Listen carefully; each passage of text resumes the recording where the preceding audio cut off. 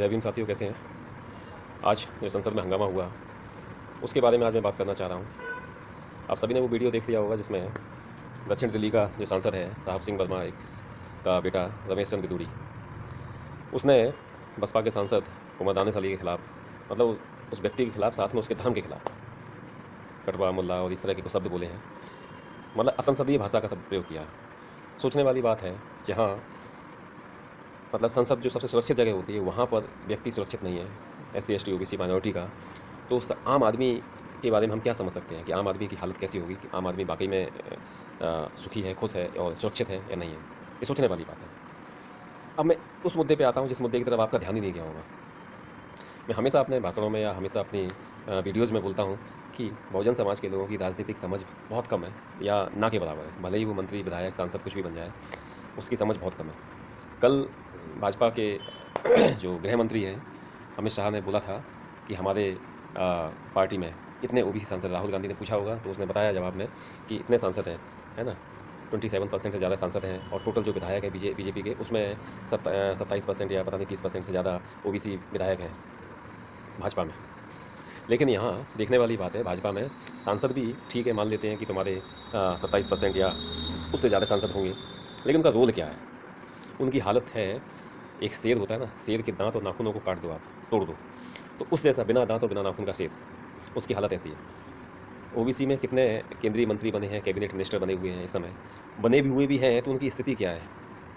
जो राष्ट्रपति मुर्मू हैं, तो राष्ट्रपति मुर्मू तक का तो हालत ख़राब है, तो आप मंत्रियों विधायकों की बात क्या करेंगे। तो कहने की बात यह है, वो केवल एक कठपुतली है, एक मूर्ति की तरह है, उनका इस्तेमाल किया जाता है।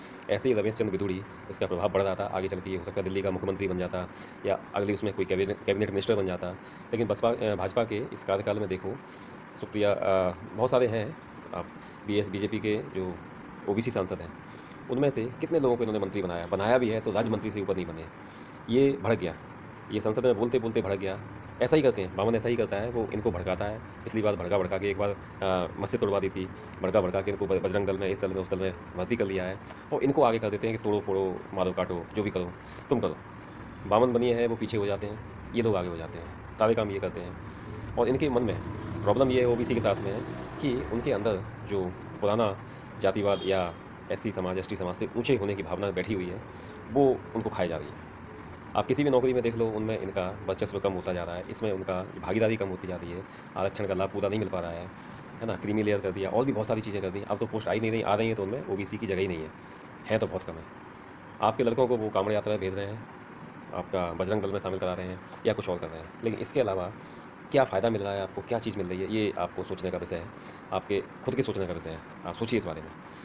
इस विधायक ने OBC समाज का विधायक था, ये रमेश चंद्र बिदूड़ी जो है गुर्जर समाज का व्यक्ति है, OBC समाज का व्यक्ति है, और इसने मुस्लिम समाज के व्यक्ति के खिलाफ उल्टा सीधा बोला।